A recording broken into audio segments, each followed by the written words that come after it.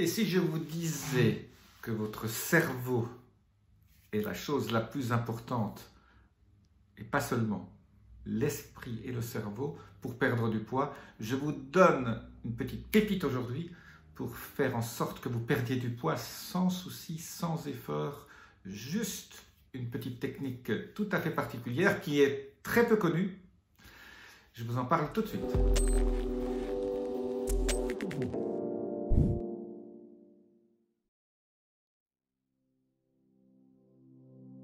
Je suis Jean-Marie Butarin, je suis expert en rajeunissement, longévité et j'aide ma communauté à ajouter de la vie à leurs années et des années à leur vie.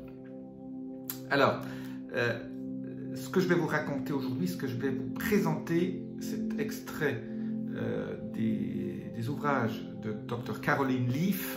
Caroline, comme Caroline, Leaf, L-E-A-F, c'est une médecin sud-africaine qui vit maintenant aux États-Unis, qui a fait beaucoup de recherches sur l'influence en fait de l'esprit sur l'axe entre le cerveau et les intestins et le microbiome.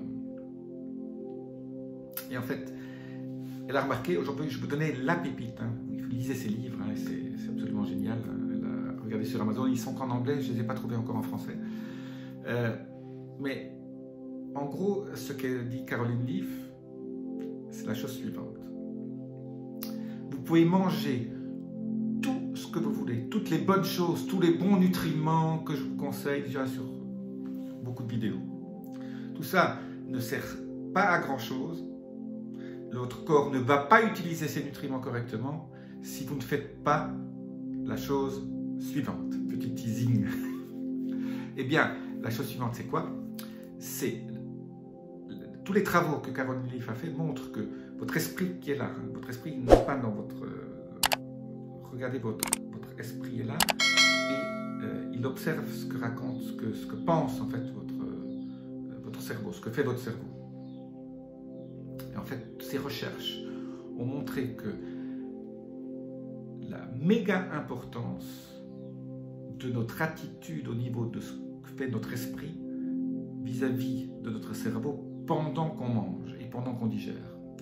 En gros, si vous êtes fâché, si vous avez des émotions qui font en sorte que votre cerveau rumine des mauvaises émotions que vous avez, en fait, votre intestin et votre microbiome ne travaillent pas bien et 80 à 90% des bons nutriments ne sont pas ingérés et vous ne fabriquez pas les bonnes hormones dans votre intestin. N'oubliez pas, hein, votre intestin, c'est le deuxième cerveau, c'est là où se fabrique plus d'hormones et plus de neurotransmetteurs même que dans votre cerveau en haut. Eh bien, l'émotion et ce que vous pensez et ce que vous pensez de ce que vous pensez. En gros, c'est vous êtes là, vous êtes en train de dire je pense ça, ça a une influence sur ça ici. Eh bien, l'état et le type de pensée que vous avez lié à votre émotion ici au niveau de votre cœur. Donc, si vous êtes joyeux, si vous êtes en pleine forme, que vous pensez que des choses positives, si vous êtes en train de faire des projets, et si vous vous concentrez sur la nourriture, chaque fois que vous mangez, vous sentez le bienfait que cette nourriture va vous faire, eh bien, il y a une influence au niveau de votre microbiome et de la nourriture que vous ingérez. Il y a encore quelques années, tout le monde aurait dit, mais c'est complètement fou, hein, l'esprit là, ce que vous pensez là et votre émotion n'a rien à voir quand vous digérez. Ça a tout à voir. Elle a montré que quand on est sur des postures ou sur des émotions négatives, hein, quand on n'est pas content, quand on est colérique, quand on mange et qu'on regarde par exemple un film d'horreur en même temps et qu'on a ces émotions négatives qui vous arrivent, ce que vous ingérez ne se transforme pas, même si c'est de la très bonne nourriture, hein, même si c'est du kimchi, hein, que j'adore, même si ce sont des légumes de rêve, bio, que vous avez cuisinés avec amour, votre corps ne va pas prendre ces nutriments, il va les éliminer. Et il y a tout un certain nombre de ces processus biochimiques liés à vos aliments.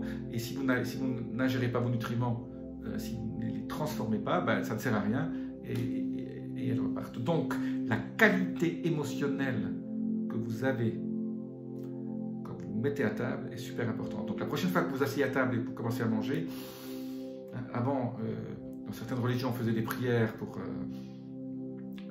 rendre grâce et remercier. Vous pouvez remercier l'univers pour la nourriture que vous avez et faites peut-être 2 ou 3 grandes respirations et sortez tout ce qui est négatif pendant que vous mangez et pendant que vous digérez. Donc, il faut le faire tout le temps. Mais si vous avez besoin d'être colérique, vous avez besoin de faire des choses qui sont négatives, qui vont engendrer peut-être une réaction négative, faites ça avant de manger et pas pendant ou pendant la digestion. Parce qu'on a montré, Caroline Leaf a montré ces influences extrêmement négatives de ces émotions négatives. Donc le négatif entraîne du négatif. Donc il y a une chaîne de réaction qui va beaucoup plus loin que juste avoir une expérience négative au niveau du cœur. Vous avez peut-être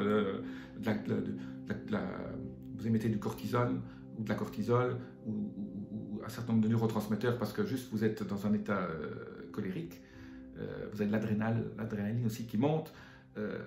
Mais il n'y a pas seulement ça, il y a aussi une influence beaucoup plus profonde. Et ça, c'est de la recherche récente. Ce n'est pas des choses qu'on a découvertes il y a 30 ans. Elle décrit ça bien dans son dernier livre, comme je vous conseille. Donc, Dr. Caroline Leaf, L-E-A-F.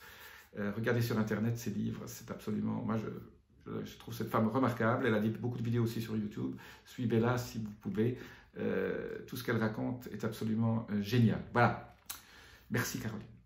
Donc, aujourd'hui, l'état émotionnel et surtout ce que vous pensez et quand vous vous regardez penser, alors, coupez les mauvaises émotions et essayez d'être joyeux quand vous mangez.